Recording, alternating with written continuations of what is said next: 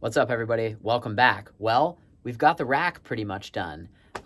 Today I want to get the desk set up and the rack in place, so let's check it out.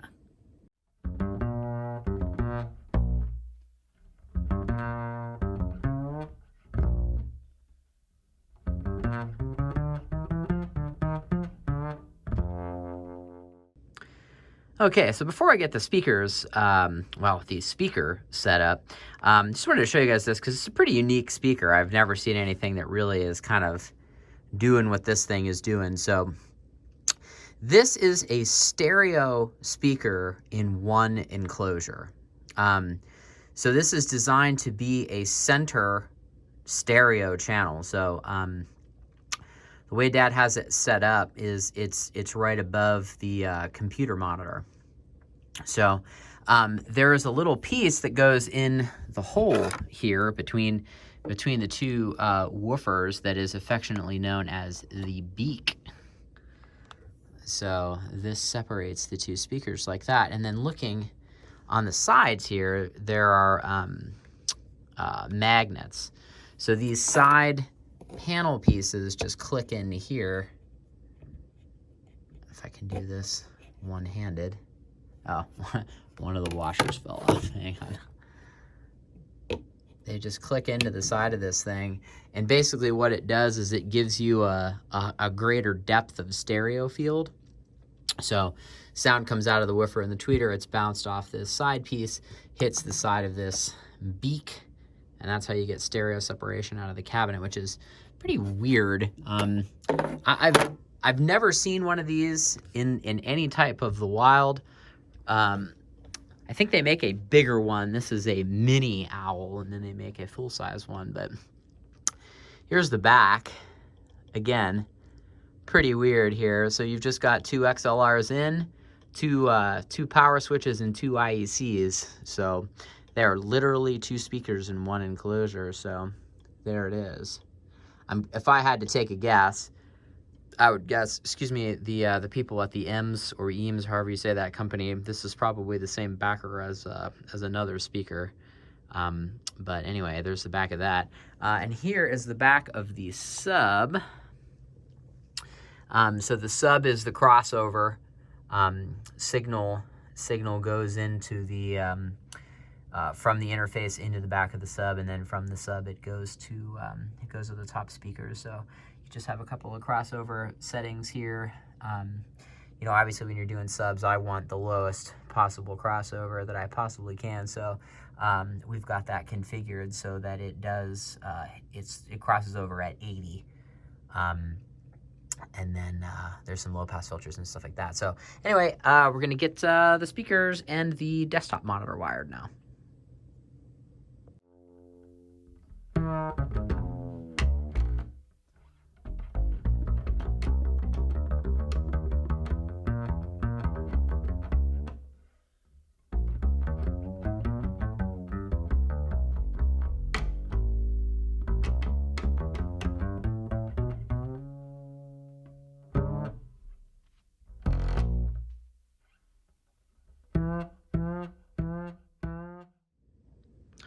All right, so I've got the speaker on the stand. I've got our Suzy monitor controller, and I've got the subwoofer below. So I was going to use the 25-foot XLRs that I was currently using, but man, I just can't. They're too crappy. Take a look at these things. I can't, in good conscience, use these things. These are like musician's friend, just the worst possible thing. I mean, I got these when I was in my early 20s, and that's all I could afford, and I didn't know any better. So we're gonna make Dad new cables. So I grabbed a couple of 6-footers out of the cable stock, and they're gonna work really, really nice. So signal flow for this guy, since this is a passive monitor controller, signal is gonna come out of the interface into the input here, go out of here, which this is the subwoofer right now, and then go from this to the sub, and then from the sub to the top speaker. So I think that's a good opportunity for me to make some custom 6-foot XLRs here. That'll also allow me to label them to where this goes. So this can say, you know, sub left, sub right. And then, you know, obviously this can be, you know, from interface. So, you know, I'm a huge believer of labeling cables at both ends. So we're going to do that so that if anything comes unplugged, Dad knows where it goes. So, you know, it really helps things out a lot. So we're going to take a break and do that. And then also below here, I was thinking that, you know, I do want the speakers to be powered by the top American DJ unit. But what I think I'm going to do is I think I'm going to drop a quad. So I've got a 25-foot quad box that's down here. I'm going to make a nice 10-foot quad box to go down here so that the speaker left and right and the sub can plug into that, and then that can go up there. So that's going to be a project to solder for tomorrow. So I'll sneak off during the day and solder that tomorrow. The other thing that I want to do is the monitor that's down here only has a VGA in, which is not going to work. So I need to grab my DVI monitors. I have some Dell monitors that were originally with my computer, so I'd bring one of those over tomorrow too. So here's the speaker next to the here's the speaker underneath the monitor. So, man, I would love to tell you that I measured this, but I absolutely did not. We definitely used the, if you can see my big air quotes, chronometer on this. So it's actually really kind of perfect. So, all right, we are going to make some cables. So here we go. All right, everybody, so here's what I came up with for cables to get the speakers plugged in. So starting with the power, this is a 4-plex outlet. So this is a 15-foot cable made out of 12.3 SO. This is a Hubble 4-plex box. Here's our Alex connector on the end. You know, a shout out, we've got our LM Tor Systems label on there because, of course, ABB, always be branding. So this is 15 feet long. This is going to go from behind the subwoofer, so this is going to take care of the left and right speaker and sub, and I'm probably going to end up plugging the monitor in there because I just don't think an IEC cable is going to go from the back of that monitor. And here is our speaker cables. So there's 4 cables. These are going to go from our passive volume attenuator to the subwoofer, and then from the subwoofer up to the speakers. So cable-wise, these are actually made out of the install version of StarQuad, so it's the same Neutrik connectors as the portable mic cables that we made earlier. But this is a cable that's a little bit easier to work with. So instead of having the braided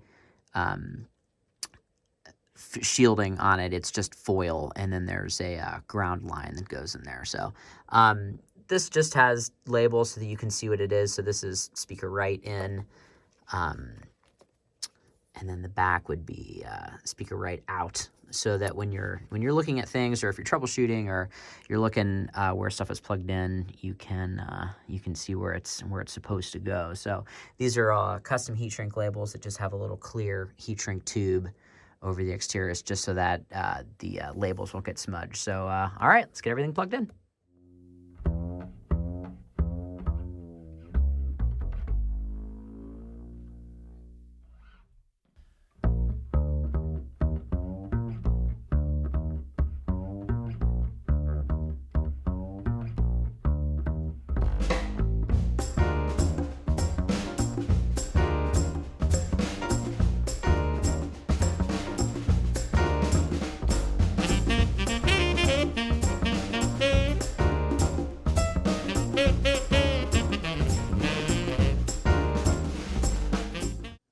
Okay, well, this finishes up getting the speaker and sub wired.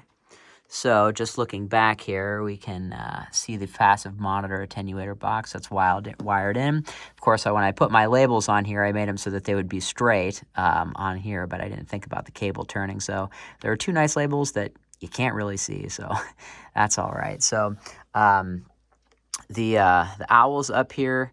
It's mounted on its little stand. It's got its fins on. So to close out, I'm going to change how we feed signal to the what we're calling the Susie box, which is that passive attenuator box. So let's take a look at the back of the rack here, and we'll close this video out. So looking at the back here, this is going to be the cable run that we're going to have to make work to feed the attenuator box. So looking at the back of the rack, I need to figure out how to get signal from our recording interface, which is the 828 right here. So this is our main left and right out. But one of the things that I've been kind of racking my brain with is that when you're running a headphone mix, the mixer is going to feed all of the aux sends that go to the headphones, but I also need a way of sending what's been recorded previously. So if you're layering apart, you need to hear playback. So the way that I think I'm going to do that is I'm going to take the main XLR outputs of the 828 and feed them into channel 16 of the mixer to the line input. So I need to make some cables.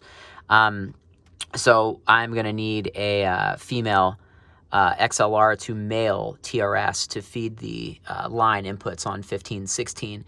And then I'm going to take the direct outs from 1516 and feed the SUSI with that, the monitor attenuator. So I think that's going to be the easiest way to feed that, because you can just simply adjust playback levels with the aux sends on channels in 15 and 16. So make some more cables. We'll get the monitor set up for the next video. So thanks for stopping by. Appreciate y'all watching. Have a good day.